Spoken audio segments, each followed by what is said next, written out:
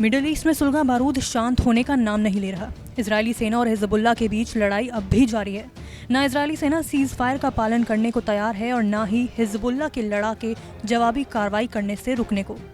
Israel ने युद्ध विराम की घोषणा जरूर की थी, लेकिन ये सिर्फ इजरायल की चाल के अलावा और कुछ नहीं था। अपने मुल्क की सुरक्षा के लिए इजरायल ने फिर से खतरा बनकर उभर रहे हमास और हिजबुल्लाह को जमींदोज करने का मिशन शुरू कर दिया है। इस बीच हिजबुल्लाह प्रमुख नईम कासिम ने अपने एक हालिया इंटरव्यू में कहा कि उनकी ओर से हिजबुल्लाह गुट की सुरक्षा में कुछ कमी आई है। नईम कासिम ने हिजबुल्लाह को लगे झटकों को स्वीकार किया है। हालांकि उनका अब भी यही मानना है कि उनके गुट की क्षमता बरकरार है और वो हार नहीं माने हैं।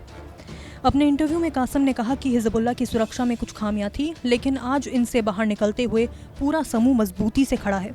उनकी लड़ने की क्षमता आज भी बरकरार है और तो और उन्हें कमजोर समझने की भूल बिल्कुल ना की जाए। हिजबुल्लाह ने कई दफा अपनी ताकत के परिणाम दिए हैं। अब चाहे उसमें इजरायली पीएम नेतन्याहू के घर पर हमला करना हो या इजरायली सेना से बराबर हमला करना। कासिम ने बताया कि हिजबुल्लाह का नेतन्याहू के घर तक पहुंचना साबित करता है कि उनकी लड़ने की क्षमता बरकरार है। नईम कासिम ने इंटरव्यू के जरिए अपने लड़ाकों को संदेश भी दिया, जिसमें उन्होंने कहा कि जिस तरह आपने हमेशा सर ऊंचा रखा है उसी तरह आगे भी रखना है। आप नसरल्लाह के बेटे हैं और उनकी मौत को बदले की तरह देखना है। आप आखिरी सांस तक लड़ने वाले लोग हैं। खुद को बेहतर करने के लिए रणनीति पर नए सिरे से काम करना है। सीज फायर को लेकर कासिम ने दावे किए। उन्होंने कहा, हम इजरायल के साथ एक समझौते पर पहुंचे और हमने गोलीबारी बंद कर दी। इजरायल अगर लेबनान के इलाके में अपनी सैन्य उपस्थिति बनाए रखेंगे तो उसे परिणाम भुगतने होंगे। हमारी लड़ाई की क्षमता आज भी बरकरार है।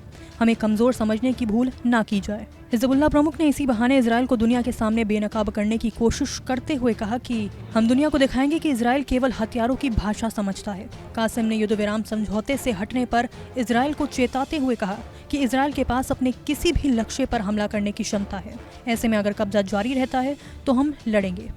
इस इंटरव्यू के दौरान कासिम ने कई रिश्तों को स्पष्ट कर ईरान को अपना मित्र देश बताया। कासिम ने लेबनान और ईरान के बीच उड़ानें फिर से शुरू करने का आह्वान किया है। वहीं दूसरी तरफ अमेरिका पर लेबनान की सरकारी नियुक्तियों में हस्तक्षेप करने का आरोप लगाया है। कासिम ने कहा कि वे इस पर काम कर रहे हैं ताकि अमेरिकी हस्तक्षेप से निपटा जा सके।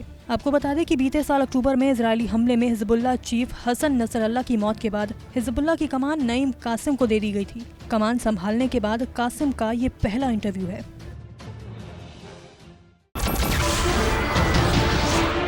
नमस्कार, मैं हूं मानक गुप्ता। अगर आपको हमारा ये वीडियो पसंद आया हो तो इसे लाइक और शेयर जरूर करें और हाँ, हमें सब्सक्राइब और फॉलो करना ना भूलें ताकि आप देश और दुनिया की कोई खबर मिस ना करें। तो जुड़े रहिए हमारे साथ और देखते रहिए न्यूज़ 24।